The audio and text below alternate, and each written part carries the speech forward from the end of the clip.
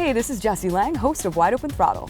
We recently visited our official tire and wheel supplier, TireRack.com, to get some answers to some basic tire questions. First things first, Tire Types 101. When we purchase a brand new car, what are we most likely getting on our car? Well, most cars sold in North America come with an all-season tire, something designed for all 4 seasons of the year we get here in North America.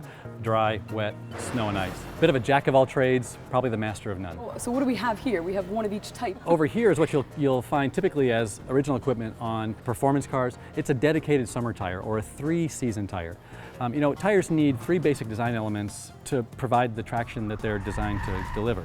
They need appropriate tread depth, they need an appropriate tread pattern, and an appropriate tread compound to provide traction in the conditions that they're going to drive.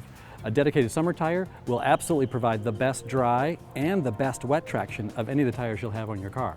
And that's a surprise to a lot of people. They think they need an all-season tire to get good wet traction. It may be okay in the wet, but a dedicated summer tire is actually going to be better in the wet because it's not compromised to try and also provide some traction below freezing in the snow or on the ice. Okay. These tires typically also feature larger tread blocks, are more performance oriented, will handle better to go along with that improved traction in the dry and in the wet. A typical all-season tire has a more broken up tread pattern to try and provide some traction in the snow and on the ice. Smaller tread blocks, more of these sipes and small slits in the tread pattern give biting edges and give the tire at least a fighting chance to try and provide some traction. It's appropriate if you live at the fringe of the snow belt. You see occasional light snow, but when it's deep snow, it's not going to be enough to get you where you want to go. So and this that's is where my Michigan tire. Your Michigan tire, anywhere where you see regular snowfall, a dedicated winter tire will provide you significantly better traction in the snow and on the ice than even the best all-season tire can do. It has a tread compound designed to work in those cold temperatures and provide traction at below freezing. You look at the tread pattern, it is a little bit deeper than the all-season or the summer tire. It's also much more broken up. The tread blocks are smaller, more jagged, more notchy, more edged. There's also a lot more sipes and slits in the tread pattern. Those also help the tire provide a lot more traction in the snow and on the ice.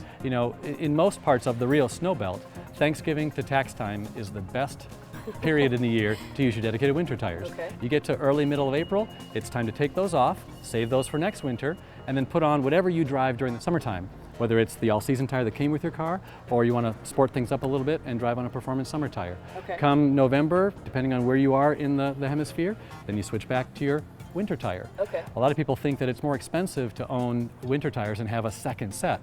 Well, when these are on your car, the winter tires, your summertime tires are resting. They're not getting any miles on them. Most people, when they own their car, they'll have 2 sets of tires on their car in the lifetime that they own it. Well, instead of having 2 jack of all trades, why not have the appropriate tires for the conditions? A dedicated winter set and then your summertime set. Absolutely. So if I take off my winter tires and they're sitting in my garage for 6 months, do I need to inspect them? Are there things I need to be looking for before I put them back on my car? Well, of course, you should be looking for any kind of damage, irregular wear, cuts, scrapes, punctures, objects stuck in the tread.